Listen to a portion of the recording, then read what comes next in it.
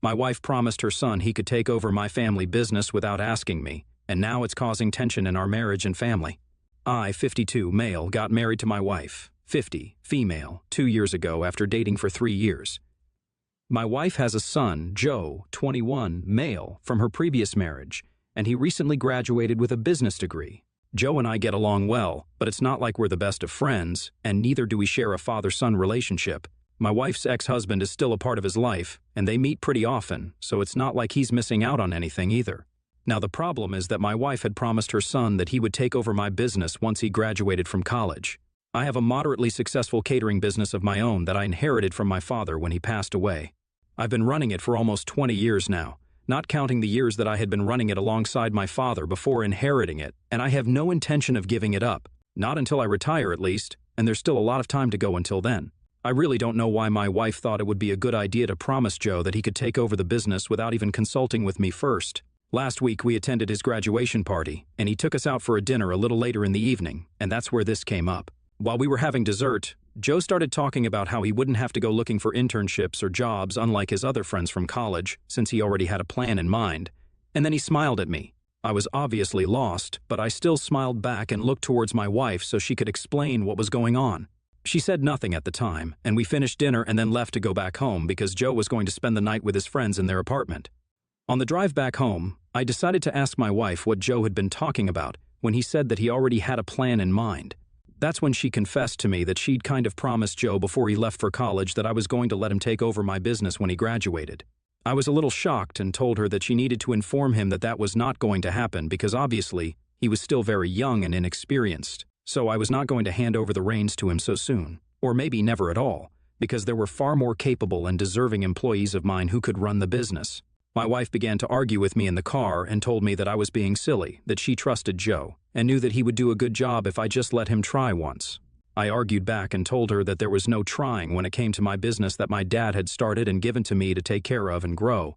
He could either handle it or he couldn't, and in my opinion, right now, he was not ready for it.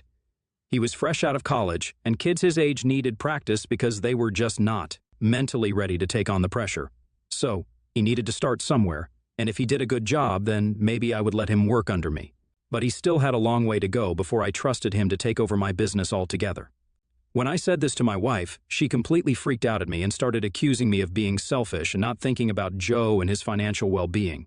She told me that I was not acting like a father at all, and I was being really self-involved, to which I said that it was true because I actually was not Joe's father. So I really didn't need to act like a father figure to him. At that point, she got really upset and made me pull over, and then she climbed down from the car and walked all the way home. But it was fine, because we were just a couple of blocks away from our house anyway. I didn't go home right away, and instead hit the bar because I was also very upset about this fight with my wife. I thought that she was being unreasonable, and I still think so. I came back home around midnight, and by then my wife had already fallen asleep, so we didn't get a chance to discuss it that day. When we woke up the next morning, she pretended that everything was fine, so I didn't bring up the argument from the previous night either. But 2 days later, when Joe called me to ask about the business, I told him point blank that his mother hadn't discussed the idea with me first, and if she'd bothered to do that, then she would have known that I was not going to hand over the business to him. So he needed to find a job like all his other friends, because whatever his mother had said was not happening anymore. He thought I was kidding at first, so I really had to force him to believe that I really wasn't going to let him take over. Now that I think of it, there had been a lot of instances over the last couple of years where he had hinted at taking over the business, but I had always laughed it off because I thought he was just joking. Had I known about the promise that my wife had made to her son, then I would have addressed those jokes and nipped this in the bud. After I told him that I was not letting him take over, he flipped out on me and yelled at me for making false promises and being selfish just like his mother had, and then disconnected the call before I could even defend myself. I was at work at the time, so I didn't tell my wife anything since I was still busy and figured that I would talk to her once I got home. When I did get home, my wife was furious, and she didn't even wait for me to take off my coat before she started screaming at me. She told me that apparently Joe had called her right after the phone call with me and had torn into her for lying to him and leading him to believe that he would be allowed to take over my business once he graduated. She told me that this was all my fault because now Joe was cutting us all out of his life since he didn't trust us anymore. I told her that none of this was my fault because I wasn't the one who told her son that he would be allowed to take over my business. I didn't make any promises to him, and neither did I make any promises to her that I didn't live up to. She had lied to her son for years, And now whatever Joe had decided was good for him, because had my mother lied to me the way she had, then I probably wouldn't have wanted to speak to her either. She got so mad that she just stormed out of the house while sobbing and told me that she was going to live with her sister for a while. I didn't try to stop her either because I was in a really bad mood after that argument, as I honestly didn't see how this was my fault. She left that day, and it's been 3 days since then, and she hasn't come back. We haven't even been able to talk to each other because I haven't called her, and neither has she tried to call me. So it's just been radio silence on both ends. Yesterday, I thought she'd call me, but instead, it turned out to be her oldest sister who rang me just to berate me for the way I had been behaving. She told me that my wife had been miserable ever since she left the house and hadn't stopped crying for even 1 second because now she felt like she was losing not only her son but also her husband. I'll admit that made me feel terrible about myself because the last thing that I wanted to do was make my wife cry. Her sister also told me that the only reason my wife had lied to her son about allowing him to take over the business was because her son was actually planning not to go to college in the first place. Apparently, Joe had been telling his mother that he actually wanted to join a band and see how that worked out for him. But my wife wanted him to go to college and get a degree first. The only way that she could think of was to give him the incentive of having a ready-made business to take over once he graduated. She didn't discuss it with me first because she knew that I was going to say no, but she believed that once he graduated, I would change my mind and see what a responsible young man he had turned into. She had also intended to discuss it with me at least once over the years, but she just failed to do so because she felt shy to ask me about it since it wasn't her place to talk about the business, and Joe wasn't my son. I told her sister that I understood where my wife was coming from, and I realized that she was just very concerned about her son's future, but that was still no excuse to lie to both her son and also me. In a way, her sister told me that it wasn't her place to interfere in our marriage either, but she just wanted me to know that my wife was willing to work on our marriage as long as I apologized to her for being so hard on her and Joe. After saying that, she disconnected the call while I struggled to make up my mind on what to do. On one hand, I really wanted to reconcile with my wife and make things right, but on the other hand, I didn't think that this was my fault, so I don't understand why she wanted me to apologize when it was actually she who should be apologizing to me. It's been 1 whole day since the phone call, and I still haven't been able to make up my mind on what to do. Tia for telling my stepson that I was not going to let him take over my business after my wife had promised him without asking me first? Update 1. So, I decided not to apologize to my wife. After I read the comments here, I realized that I really wasn't in the wrong. If my wife wanted to convince her son to attend college, then there were several more clever and effective ways than just straight up lying to him about something that even she knew was not going to be possible. And even after that, she still had the chance to fix it by talking to me at least once. But she didn't even do that and decided to spring it on me after he had already graduated. So now, if she wants to make this marriage work, she's going to have to be the one who sucks it up and apologizes to me. It's been close to a week since she left, and there's still no word from her. I have no idea what's going on in her head and what she plans to do in the future. But one thing's for sure, I am not going back to her begging for forgiveness like all the other times. She is the one who created this mess, so she's going to have to be the one who cleans it up. But thank you guys for all the advice and help. It actually helped me clear my head a little because she always does this, she screws up, and then I'm always the one who has to go running after her just so that we can be together. Well, that might have worked for her before, but this time I'm putting my foot down. I cannot constantly be the one chasing after her and putting all the effort into making our marriage work. Update 2. It's been almost 2 weeks since my wife left, and we haven't been talking. I almost contacted a lawyer today because I didn't think she would come back anytime soon, but thankfully she came back today at noon. She hasn't said much to me yet, but she has said that she's sorry for the way she behaved. That's good enough for me for now. I don't know what's going to happen with her and her son, though. If we are to go by how sad she seems, I don't think that she's fixed her fight with her son yet. To be honest, I don't even think I can call it a fight per se, because what really happened was that she lied to her son, and now that the truth has come out, he's refusing to speak to her. I hate to be the one to say it, but I really don't think that he did anything wrong here.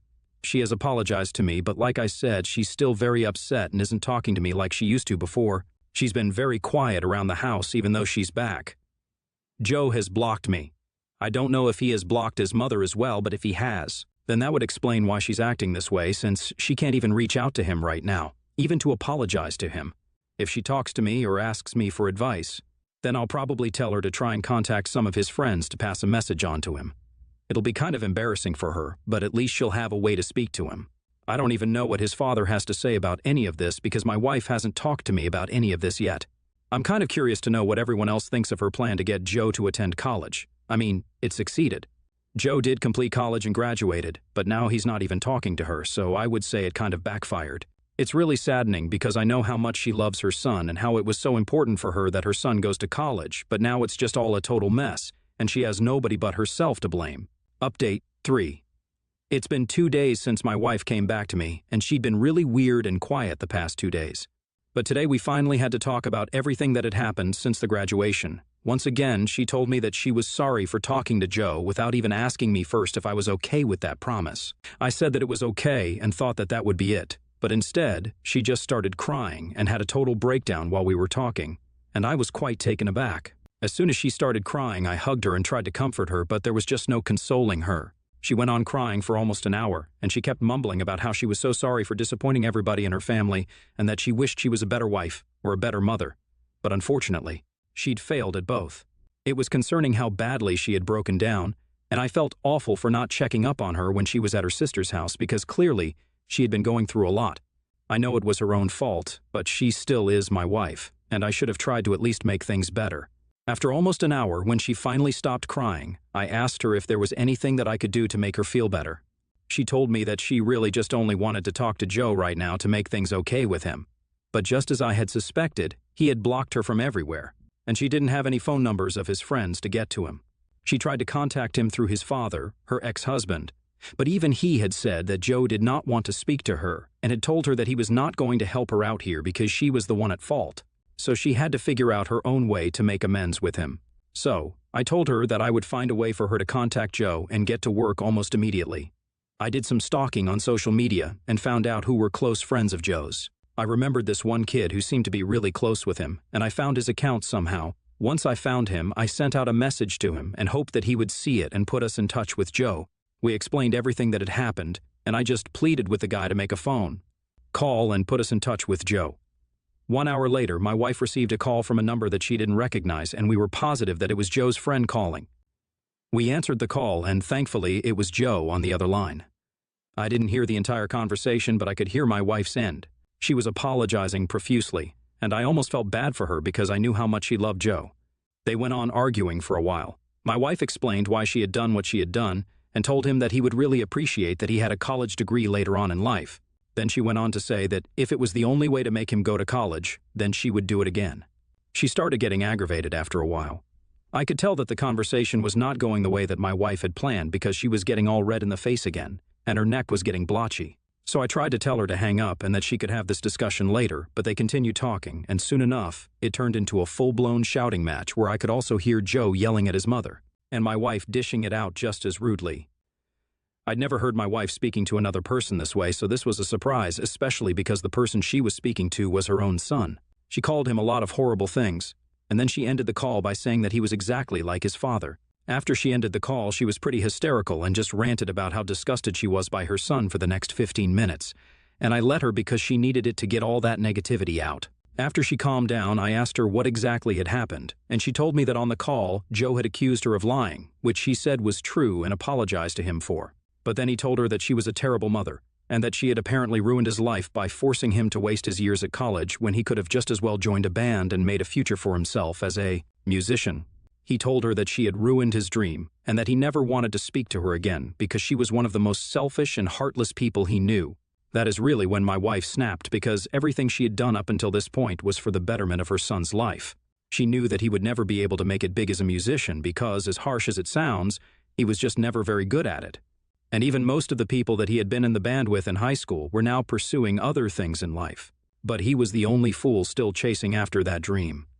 This is the exact same thing that happened with her ex-husband, where she had told him that she didn't want him to start a new business, especially when the one he'd started before was still failing, and he'd accused her of being unsupportive, which had eventually led to a lot of fights and problems in their marriage, which ended in divorce.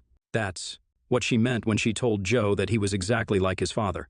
She had told me that she had always tried to look out for her son's best interests and tried to stop him from making bad decisions that would affect his future. But now she knew there was just no point in trying anymore because he clearly was so oblivious that he didn't even know what was good for him and what wasn't. She told me that if her son now wanted to make her the villain in his life, she was cool with it, and she wasn't going to try making things better anymore. She was sick of being blamed for every single thing that went wrong in his life or her ex-husband's life. So it was an emotionally heavy day for my wife, but I'm glad that she at least tried to sort things out, even if it went south eventually. She made a mistake, and then she tried to correct it, but if they can't see that, then well, that's on them. She's calmed down considerably since then, and we had a peaceful dinner. She didn't bring up anything about Joe or her ex-husband after she had her meltdown. She's asleep right now, and I'm really hopeful that by tomorrow, she'll be feeling better about all of this. Update 4. Hi everybody, so it's been almost a week since my wife stopped talking to her son, and today she received a call from her ex-husband saying that Joe wanted to talk to her, and she needed to visit them at his house. She needed to come by herself because this was a family thing, and I wasn't part of the family, so they wanted me to stay out of it. But my wife was very firm, and she told them that she could either go to his house with me, or she wouldn't be coming at all because she didn't want to deal with their nonsense on her own. So eventually, they agreed to let me come, but they told me that I had to stay out of whatever discussion they were going to have, which wasn't going to be a problem for me because I wasn't really interested in talking to either her ex-husband or Joe. When we got there, it looked like all of them were ready to drag her to court or something because they had these serious looks on their faces, and I think they were probably trying to intimidate my wife. But lucky for her, that doesn't work on her. Once we were sitting in the living room, Joe wasted no time and told her that because she had forced him to go to college and waste 3 years of his life doing something that he had no interest in, it was time for her to stick to her promise and make me let him take over my business. Now, I know that I'd said I wasn't going to interfere, but as soon as he said that, I interjected and asked him if he was crazy because that was obviously never going to happen. Not now, not ever. Not even if he was ready because, at this point, I just didn't like the guy. He wasn't my son, and I owed him nothing, so I told him so right to his face. His father then told me that I wasn't part of this discussion, so I needed to just shut the hell up. That really rubbed me the wrong way, because this was my catering business that they were talking about, so of course I had to be a part of the discussion. I argued with my wife's ex-husband for a little bit, but my wife made me stop because it wasn't worth it, and I knew that, so I just fixed him with a dirty look and then kept quiet. Joe continued to insist that my wife talk to me and let him take over the business soon, or else he really would cut her off. I expected my wife to hesitate a little, but she didn't, and I was really proud of her. She told Joe that she was doing nothing of the sort and that if he didn't want to be thankful that she helped him out in securing a future for himself, then that was fine with her, but he couldn't make any demands like these. She apologized for lying to him, but that was it, and she told him that she didn't owe him any more apologies for anything else because at the end of the day, she was just trying to look out for him. And if he couldn't appreciate that, then she really would prefer for him to cut her off. Her ex-husband told her that he was going to take her to court if she didn't live up to the promise that she'd made. And she laughed right in his face and asked him if he even knew any attorney who would fight his case for him, knowing that they didn't even have a contract or any agreement to show for the promise that she had made. He got really flustered and told her that he wanted her out of his house right now, and we obliged. Even as we were about to get into our car and drive back home, Joe made sure that he screamed at his mother and told her how awful she was. But we chose to ignore it and just got back home as fast as we could because we didn't want to waste any more time on them. We're home now, and we hope that this situation with her son has blown over so we don't have to meet them again because today was a huge waste of our time and energy.